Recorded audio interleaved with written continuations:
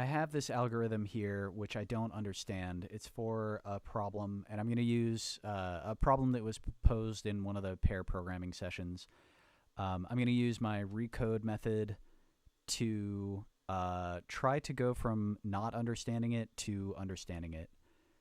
The original problem is given a BAD? Yeah, here. So given an input string, find the longest substring that is a palindrome. So if this was BABAB, then that would be the longest substring that is a palindrome. But as it is, we have BABAD. So B is a palindrome, BAB is a palindrome, ABA is a palindrome, D is a palindrome, A is a palindrome. The longest palindrome is BAB or ABA, and they say here that either of those is a valid answer. And here's another example. I solved this problem in the non-optimal way, and so it's O of n squared runtime, I guess. And I understand that. I'm able to generate that from scratch. This solution, I am not sure how it works. I read all of this, and it still didn't really make sense. And they even have this code that says exactly how it works, and it still didn't make sense. So this code is in Ruby. I used Claude to translate it into Python, and we have here in the lower right-hand corner this green checkbox saying that this file currently solves these test cases. So each one of these, the left-hand side is the input, and then the right-hand side is the expected output. In every case, if there's more than one, so like here, actually I think this is the only one. If there's more than one solution, I just hard-coded it to accept only the earlier solution, the solution that starts the earliest in the string. So yeah, these are a bunch of different test cases. I believe this one was supplied. Yeah, this is the one that's supplied, and then they had one other one. And yeah, the green checkbox means that all of these pass right now with the manacher algorithm. There we go. Okay, so I'm going to use the recoding thing that this is how I go from not understanding an algorithm to understanding an algorithm. I'm going to comment every single line and then recreate the line of code from the comment. And my comments will start out very concrete, and hopefully over time we'll get less and less concrete and more abstract and more of an understanding, an encoding of the ideas involved, rather than the specific actions that will perform, when performed, will carry out the ideas. Okay, so here, so we're taking a string that looks like ASDF, and we're creating a string that looks like space A, space S, space D, space F, space. So create a string with a new character between every character in the original string, as well as one before and after the whole original string. Call it padded. Okay, and reformatting lost a little bit for me. Do that and try reflowing. Okay, cool. All right, so padded is equal to space plus a space joined version of the original string plus one more space. And we still got a green checkbox, so I rewrote that correctly. If I do that, oh, that's not good. What if I do that? So the tests still pass even if I don't have the initial and last space. I don't know. Maybe I just don't have a test that actually would trigger that. What was it? I think it was like A, B, B, C, and then the result should be BB. Okay. Def manacher. Does that hit if I take away those? Nope, still green checkbox. Okay. So apparently I don't have to have the beginning and ending spaces for the tests that I have. I don't know if I need them ever. I guess I'll find out. Or I'll try. Okay. Save the length of the padded string in the variable n.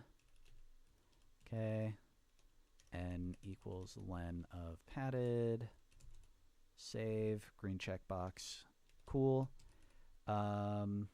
Make an array of n zeros. Call it palindrome lengths. Okay. Palindrome lengths equals an array of zeros, and we want n of them. Let me make sure real quick. What if we do like n? What if we just do 1? Uh-oh. This still passes. I think maybe this test isn't working. Oh, the tests aren't running. Oh. I don't actually call the tests. That's weird. I thought I did. For test in tests. Test. Oh, I can't call them both test. So this is the test function. And then for case in tests. Oh, for. Oh, man. The hardest thing is naming. I'll call this one run test. Okay, so then I get a test. Oh, no, this has the for loop in it. Oh, okay, so I just need to call test on tests. Okay. Okay. I'm not sure how that got lost, but hopefully test on tests. Hopefully this, yeah, now we get the red X. Let's go back up here. Hopefully I can change that to an N. Okay, now we get the green checkbox. Now I'm going to go back and double check if I change this. Ah, okay. So that causes a red X, and what about that? Yeah, that's also a red X down there. Okay, cool. Okay. So I do actually need every part of this. Cool. And then that looks good. That looks good. Okay. Save the number 0 into the variables center and right. After reading this explanation, I'm not exactly sure what center and right are. Center, let's see, center might be the center of the longest palindrome. Center might also be the center of the rightmost palindrome. The center of the palindrome that sticks out furthest to the right. The center might also be the center of the palindrome that sticks out furthest to the right. And those are not necessarily the same. So, for example, if you have, let's see, a palindrome like A, the longest palindrome here is a bunch of B's, but the palindrome that sticks out furthest to the right is just the single letter A. Um, yeah, there. Okay, so the longest palindrome here is all of these B's, and then the furthest to the right sticking out palindrome is this C right here. Right here. If, for example, we had something like that, here's a palindrome, but it doesn't go further to the right. Let's see, how else? You could also have like C. Anyway, so there's an example where these two are different from each other. I don't know which of these center is. And then same thing for right. Right might be the rightmost character in the longest palindrome. Right might be the rightmost character in any palindrome. Okay. Can I recreate those? Center equals 0. And I'll do hit save, green checkbox. Right equals 0. It's really tempting to do more than one line at a time, but if something does go wrong, then it's really annoying to figure it out. Okay. For every index in the padded string, so n is the length of the padded string, for I, in len range n, and we'll say call it I. Okay, still green, good. Find the mirror, which is the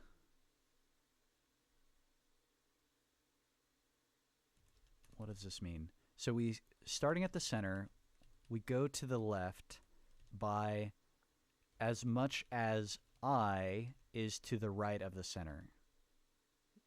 Find the mirror, which is start at the center, go to the left, start at the center, go to the left, by as much as I is to the right of the center. Okay. Oh, and call that mirror. Okay. Mirror equals start at the center and go to the left by as much as I is to the right of the center. Did that work? Yes. Okay. If we are to the, or if I is to the left of right, whatever that is. Okay. If I is less than right. Okay.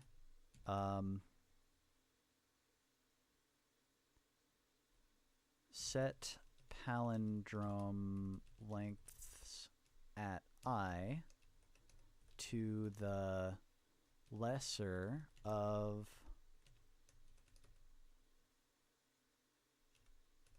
right minus I and the length of the palindrome at the mirror. Or the, yeah. So the mirror is,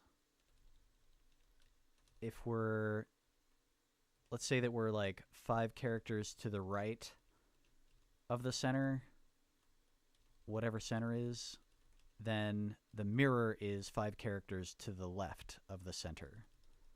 And so we want to set the palindrome length of wherever we are to either that or however far away we are from. If right is bigger, then right minus I is a bigger number. So however far we are from the center of the palindrome, or no, however far we are from the rightmost of some palindrome. So we're at I, and we need to keep going to the right to get to this right side boundary. We're some distance away. We're either that number or the length of the palindrome on the other side mirrored around the center. Whichever of those two numbers is smaller. Okay, so if we are inside of a palindrome, then we know that the palindromes on both sides have to be as long as each other. So the longest they could possibly be is the same as each other. So I'm not really sure where this right minus I, so that would be the distance from where we are to the rightmost edge of some palindrome. Not sure which palindrome. But whichever one we're inside of, I guess I is keeping track of where we are in the entire string. Yeah, I don't know.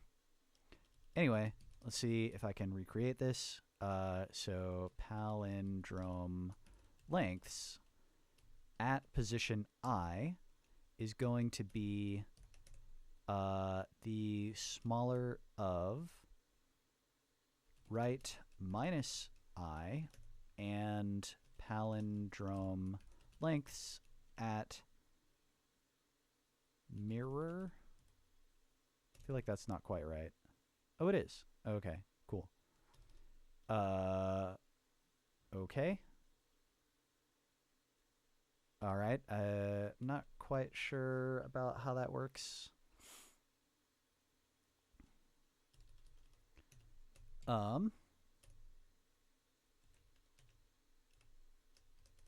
Otherwise, I actually can't do that because of Python's indentation rules. But let's go else. Otherwise, set the length of the palindrome at the current spot to 0. So if we are to the left of whatever right is, so it's some right side boundary, if we're to the left of that, then we want, if we're to the left of that, we're inside of some palindrome. And then, so we can use the fact that palindromes are the same on the left-hand side and the right-hand side. So if we're inside of a palindrome, then we know that the palindrome on the opposite side of the center of the palindrome that we're inside of, its length is equal to our length. Except maybe there's a case where that's not true. Not really sure. Maybe the palindrome could grow. Maybe that's what this is talking about. But otherwise, this part makes sense. If you have a really long palindrome, then if you have a sub-palindrome on the left-hand side of the center of that bigger palindrome, then the palindrome on the right-hand side of that bigger palindrome will also have that same length.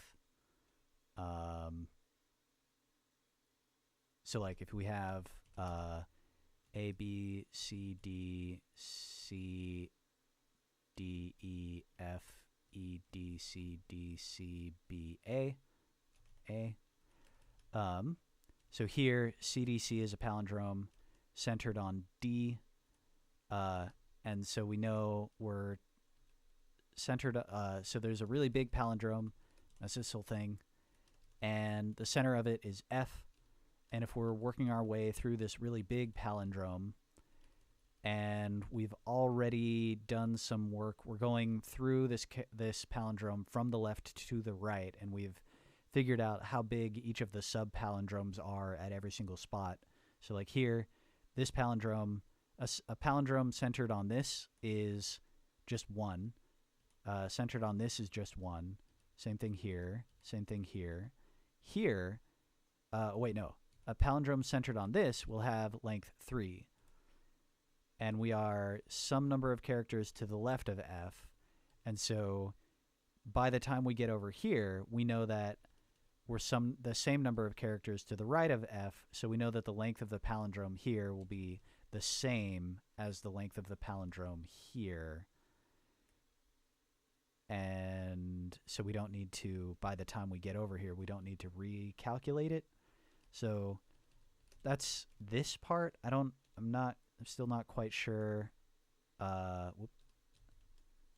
Still not quite sure where this right -1. So that would be like if we were at this D and the right hand side is over here. Wait, did I do -1? I meant right -1. So if we are here, right is the index of this. So the length of... So the longest palindrome centered on this, the longest the palindrome could be is right -1. If we're... I thought this was supposed to be I. Oh, okay. Yeah, I think I just made a typo there. Okay, so right -I. So I would be the index of here, and then right would be the index, I think, of the A. That would be both the rightmost palindrome and the rightmost part of the longest palindrome. Right -I. So the distance from here to that boundary, if that is smaller than this, but it couldn't be, could it?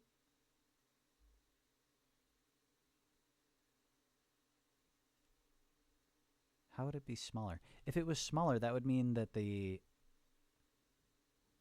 rightmost boundary would have to be like that. But then this whole thing is no longer a palindrome. I don't know. I'm confused. I guess I'll keep going and come back to that. Let's see. Set the length of the palindrome at the current spot to 0. I don't remember if I did that already, so I'll just do it again. Palindrome lengths at index I will be 0. Okay, we still got a green check mark, so that's good. Wonder what happens if I change that to a 1. Nope, that doesn't work. Okay. While all of this is true, okay, let's break that down. So this is... Oh, these two go together. It's a little bit easier to see like this. A little bit easier to see. So this number, or this whole section, is in between n and 0. So we're inside of the string. So if this whole thing is inside of the string, and if this whole thing is inside of the string, in between 0 and n, the string padded, the padded string. That's what this whole condition is. If these two things are inside of the string, the padded string, what is this thing? I minus 1 minus the palindrome lengths at index I. So I liked this example from earlier. I'm going to bring it down here. So let's say we've gotten ourselves to E. I will be whatever index that is, minus 1 minus the palindrome length at index I. What is the palindrome length at index I? It's set up here. So it's either 0 or it's right minus I or it's palindrome lengths of the mirror. Whichever of those things is smallest.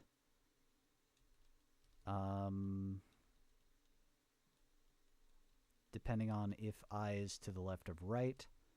I still don't know what right is, so I don't know what that would be for this ongoing example. I may have to just add a bunch of print statements too. This might be more than I can figure out with just recode by itself. But let's see what happens if I try to comment. Okay, so we have I go to the left by 1 and then go to the left by palindrome lengths at I. So the length of the palindrome at I. And then I go to the right by 1. Oh, okay. So this go to the left by 1 and this go to the right by 1. This is skipping over the space character. So to go to the next character that's actually in the original string. So if starting at I, if it's possible to go to the left 1, skipping over the space that was added to the padded string. If it's possible to do all that and still be in the padded string and do the same thing. Wait, go to the left and keep going even more to the left by the length of the palindrome centered at I and still be in the padded string. Oh, no. This isn't skipping over the space. This is just saying, is the palindrome centered at the current spot, is that, does it hit the left-hand side of the entire string or the right-hand side of the entire string? So if we go to the left by the length of the palindrome centered here and then go to the left one more, did we go off the left-hand side of the entire string? If we go to the right by the length of the palindrome centered here, and we go to the right by one more, does that go off the right-hand side of the string? Okay, so I think I'll just put that. If we go to the left by the length, or if the palindrome centered at I touches the left or right end of the entire string. That's what this condition says. So I might actually change the order of this, or change the exact calculation. So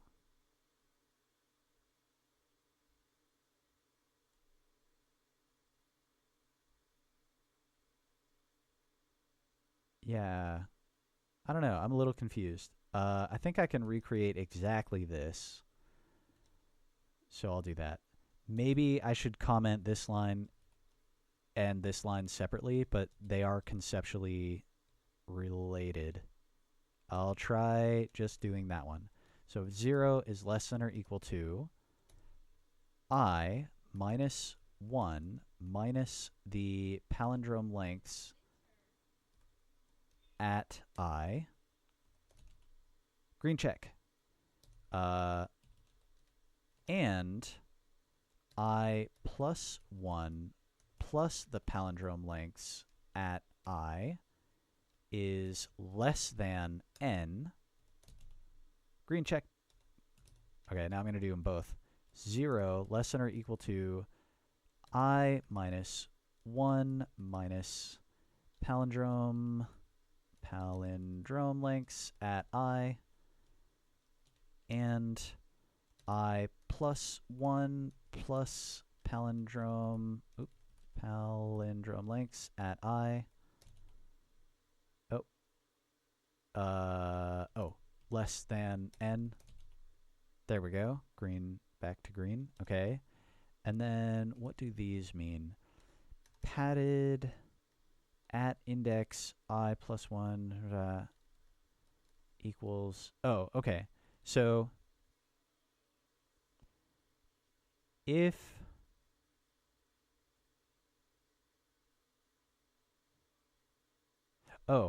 not if it touches the left or right hand side, but if it doesn't touch. So if it is within the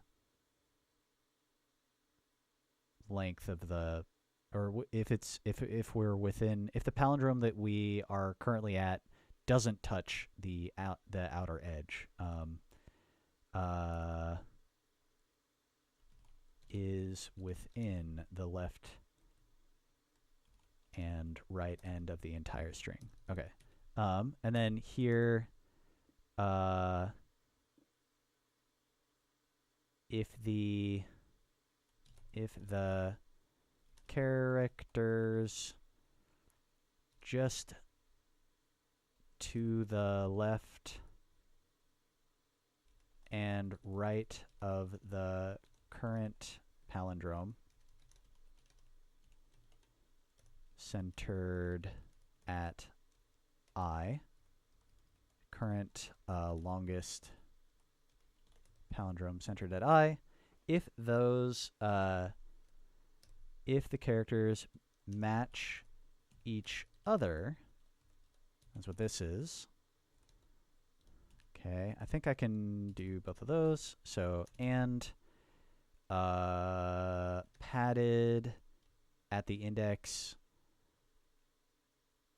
I minus palindrome lengths at I equals padded at I plus palindrome lengths at I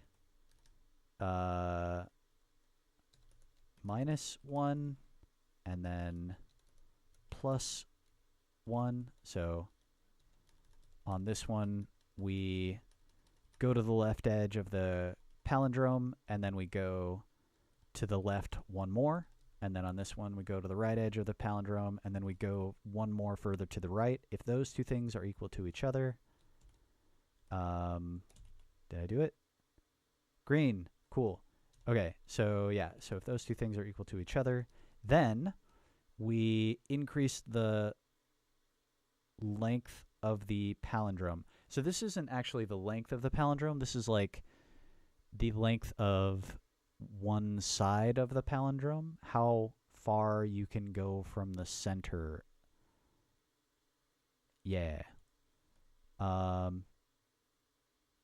So palindrome lengths equals at I plus equals 1.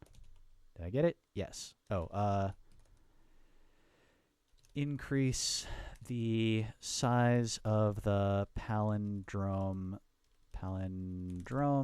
centered at I. Increment the size of the palindrome centered at I. Okay. Palindrome lengths at I plus equals 1. Oh, still green again. Okay. So now if the right hand side, whatever right is, if that is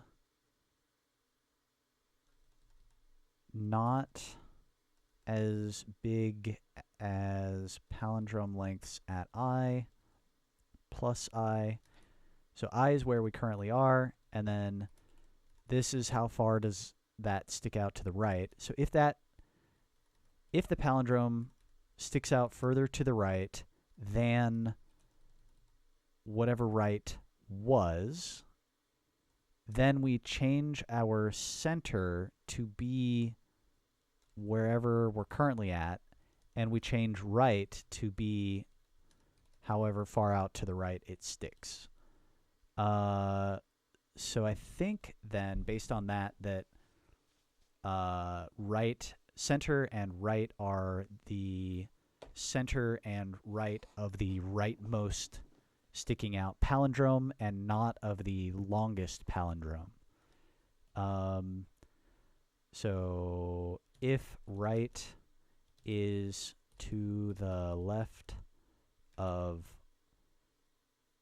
the rightmost part of the palindrome centered at I, if right is to the left of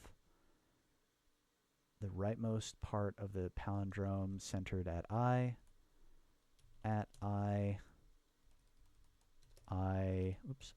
plus. Did that work? Yes. Okay. Then update center to be the current index. Center equals I. Yep.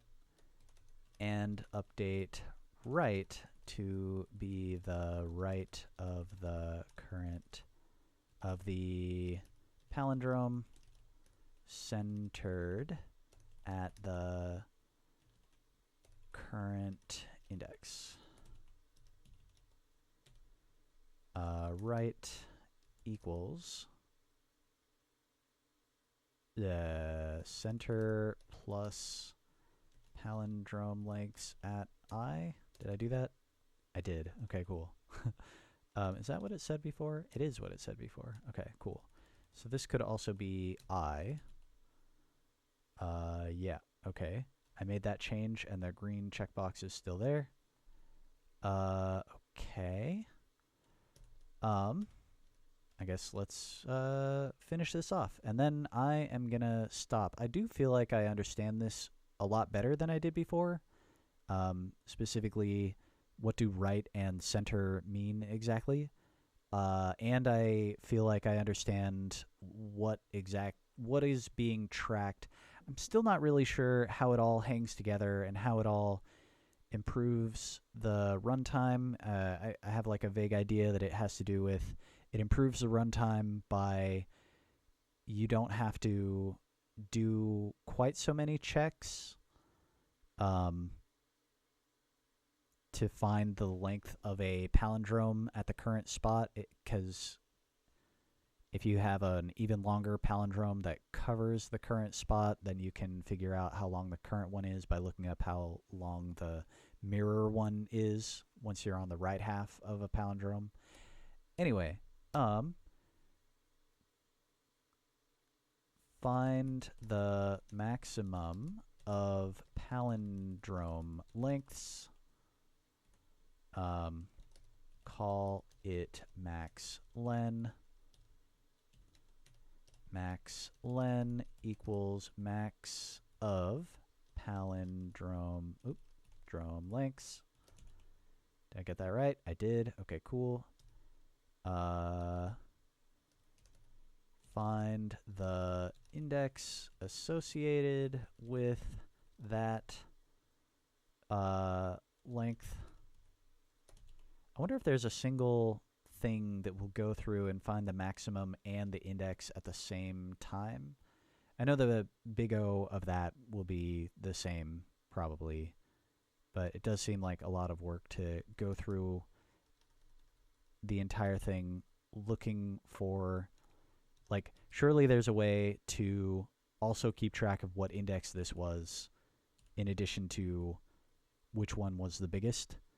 That involves a lot less work than going through the entire array again to find the number that we just found, but this time keeping track of which index we were at. Anyway, find the index associated with that length, call it center index. Alrighty, center index is equal to the palindrome lengths dot index of max len.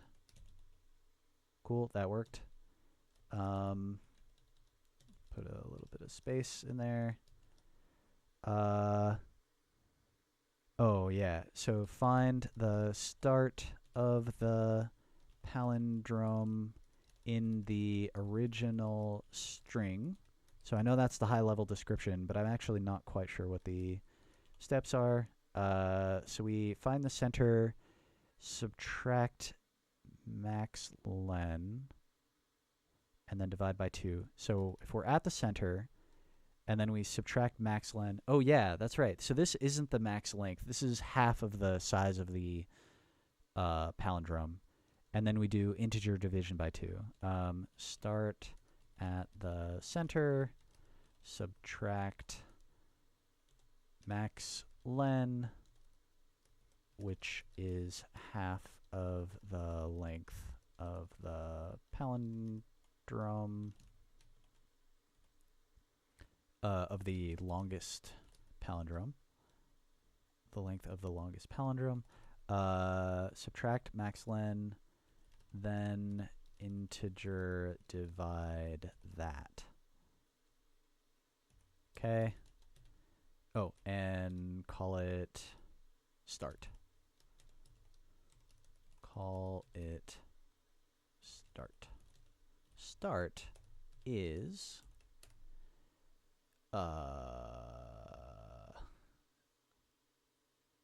start at the center, subtract go left max len, which is not the right name for it. And then integer divide by 2. Uh-oh. Find the start of the palindrome. To find the start of the palindrome in the original string, start at the center of the palindrome. Oh, center index. There we go. Okay. Center index minus max len, integer divide by 2. Yeah. I will rename palindrome lengths and max len in a second. I'm going to finish off this, and then I'll be done. return the substring of the original input string starting at start and going until max len characters after start. In Ruby, I think you just do this, or maybe you do this. So you have the start and then a length, rather than a start index and a end index. Let's go look.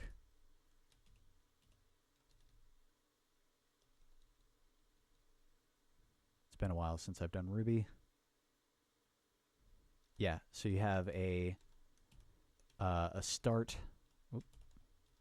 a start, and then a comma, and then a length. And that's like most of the time, that's actually what I want. Because otherwise I'm doing stuff like this a lot. Some index, and then that same index plus a length, rather than some index and then a length.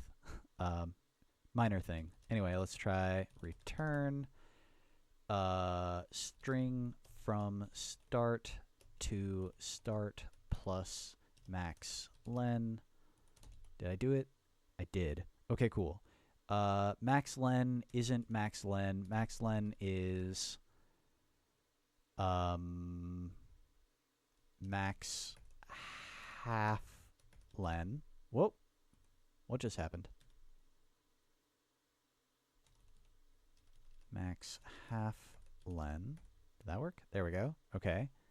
And then palindrome lengths should be palindrome half lengths. And I don't know whether that's half of, like whether that includes everything to the left of the center or to the left of the center and maybe the center.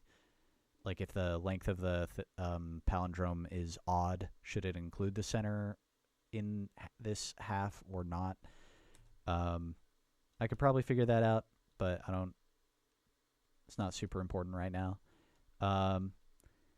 So that's my algorithm for figuring out how this algorithm, like given an algorithm that I don't understand, getting myself to understand it better. Here's an example of doing that. And I still don't think I could recreate this from scratch, but it's been a while, so I'll come back to this later.